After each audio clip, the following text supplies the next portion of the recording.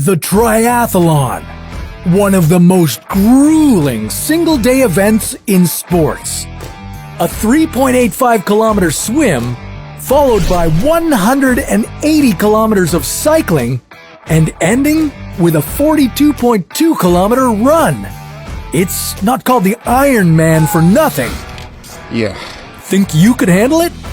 Well, let's put your body to the test. This is Your Body On, attempting an Ironman triathlon without training. People train for months to prepare for an open water swim race, or for a road bicycle race, or for a marathon. To prepare for all three could take years. Could you do it without any training?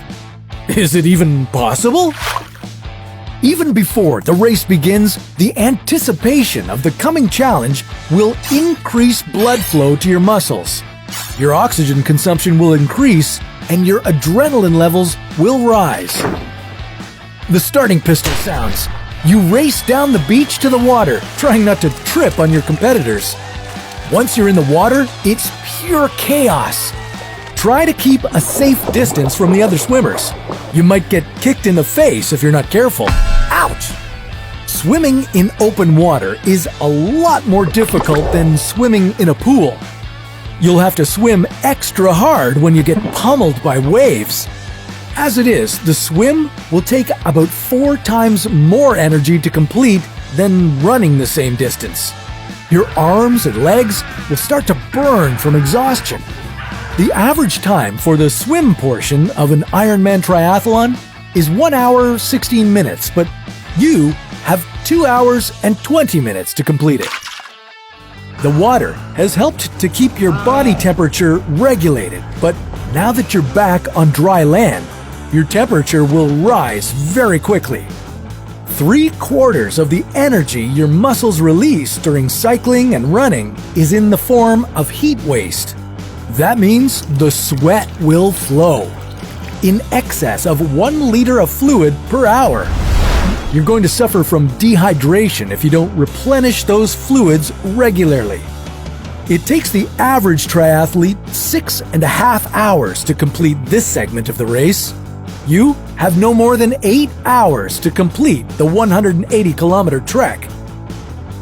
So far, carbohydrates are providing about half of your muscle's energy, with fat providing the other half. As your carbohydrate stores decrease, you'll be burning through more of the fat. What started with an early morning swim has now become an evening run. You've been going a total of 8 to 10.5 hours. Wow. And you're only now starting on a marathon. You've got another 5 to 6.5 hours to go. Your butt is sore from sitting on the bike seat for the last few hours. Hopefully you wore padded shorts. And you're aching from the extreme exertion. The stress of the race on your muscles will cause damage. You could be suffering from muscle tears.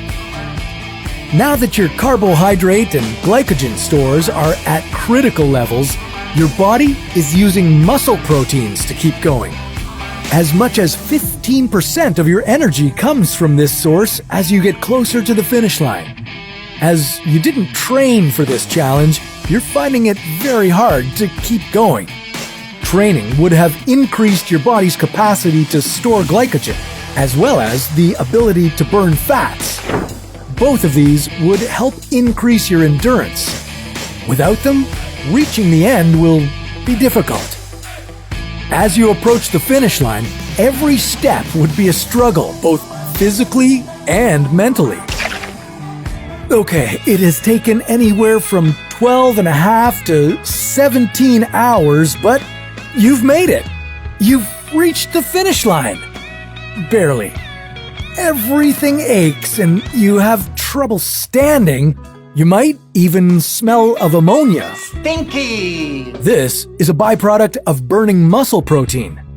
Common after effects of completing an Ironman triathlon include stomach discomfort, bloating, nausea, vomiting, and diarrhea.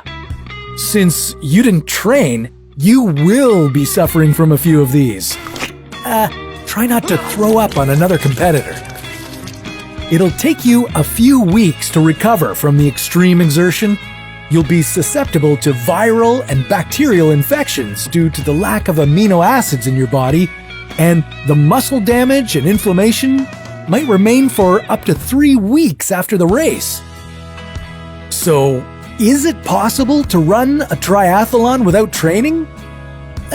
Yeah, but those who have done it are usually athletes of one kind or another, and you will pay for it afterward.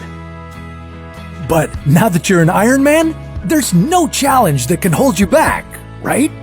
Well, let's see how you do swimming across the Atlantic on another episode of Your Body On.